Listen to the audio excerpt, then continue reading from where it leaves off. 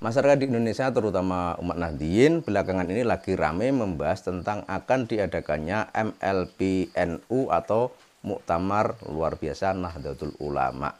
Menurut berita yang beredar pula, sudah diadakan pra-MLP beberapa hari yang lalu. Pra-MLP tersebut, beberapa panitia juga sempat mendapat intimidasi dan tekanan. Namun meski demikian, pra-MLP bisa berjalan dengan lancar tanpa ada halangan meskipun harus dilaksanakan di tempat yang dirahasiakan. Kemudian banyak juga orang yang bertanya, kenapa harus ada MLP?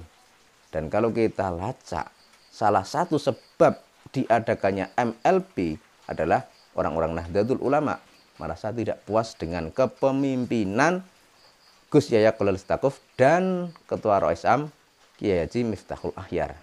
Tentu saja hal itu terkait tentang adanya polemik nasab Ba'alwi, terkait tentang adanya polemik nasab Habaib dari Yaman. Dulu orang menganggap Habaib adalah dzurriyyah Nabi. Dulu orang menganggap bahwa Ba'alwi adalah keturunan Nabi. Tapi sekarang sudah terungkap faktanya bahwa ternyata berdasar kajian ilmiah, berdasar tes DNA, mereka para Ba'alwi atau para Habaib dari Yaman tidak terkonfirmasi sebagai dzurriyyah Nabi. Maka ketika itu pula masyarakat di Indonesia, orang-orang Nahdliyin pelan-pelan meninggalkan mereka dan menganggap para Ba'alwi bukanlah keturunan Nabi, tapi sebagai manusia biasa. Namun anehnya, Ketua Umum PBNU dan Ketua Roisam malah justru membela Ba'alwi. Dan disinilah orang menjadi tidak suka dan tidak sepakat dengan keberpihakan kedua tokoh tersebut, sehingga menuntut diadakannya MLP. Dan tadi saya menemukan sebuah video bagaimana tanggapan dari Ketua Roisam, yakni Kiai Haji Miftahul Akhyar terkait akan diadakannya MLP tersebut.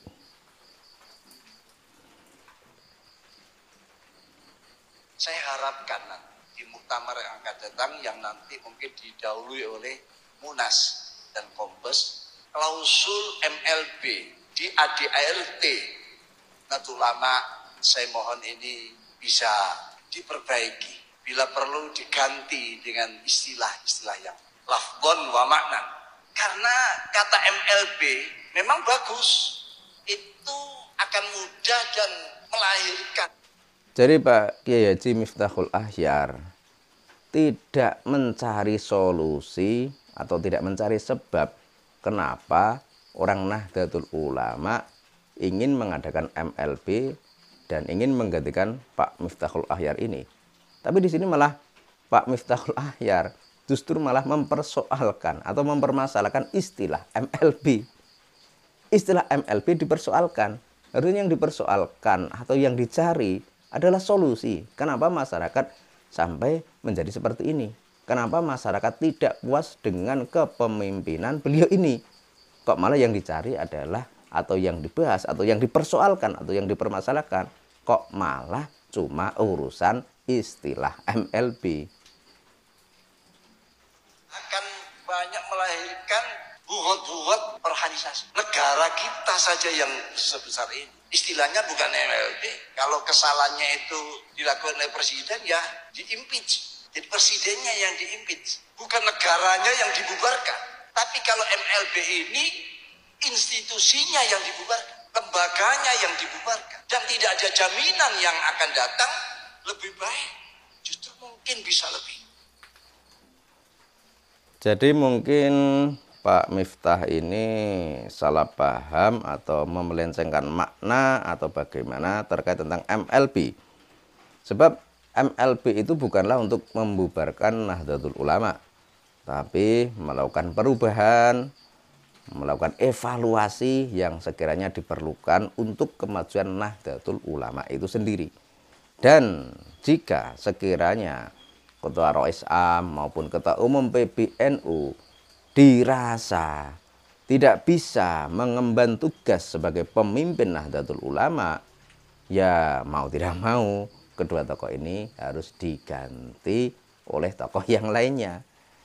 Jadi semua itu demi keberlangsungan Nahdlatul Ulama dan demi kemajuan Nahdlatul Ulama dan demi marwah Nahdlatul Ulama. Karena terkait tentang polemik nasabah Alawi, ini bukanlah persoalan yang sepele.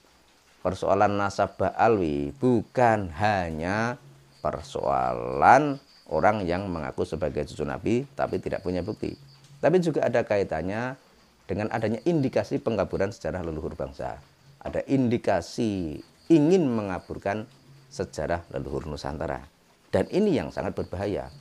Kita masih ingat dan sering melihat di media sosial adanya makam tokoh bangsa yang dikasih nama Habib. Ada makam leluhur bangsa dikasih nama Habib. Ada juga makam pejuang kemerdekaan yang dikasih nama Habib. Di sini dengan pemberian nama tersebut mengesankan seolah-olah Habib adalah orang yang berjasa besar di Indonesia ini. Orang yang punya peran besar di negara Kesatuan Republik Indonesia. Padahal menurut sejarah yang sudah disepakati kebenarannya bahwa yang namanya Habaib atau para Ba'alawi ketika pada masa penjajahan Belanda, mereka ini adalah sekutunya Belanda. Mereka ini adalah anteknya penjajah Belanda. Jadi bagaimana ceritanya?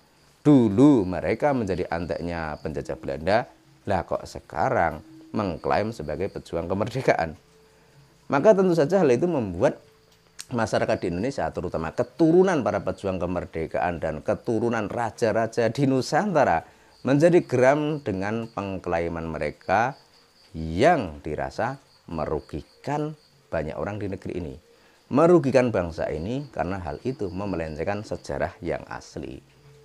Dan sehingga hal itu membuat masyarakat menjadi melakukan berbagai hal, termasuk salah satunya adalah melakukan yang namanya MLB atau Muktamar Luar Biasa.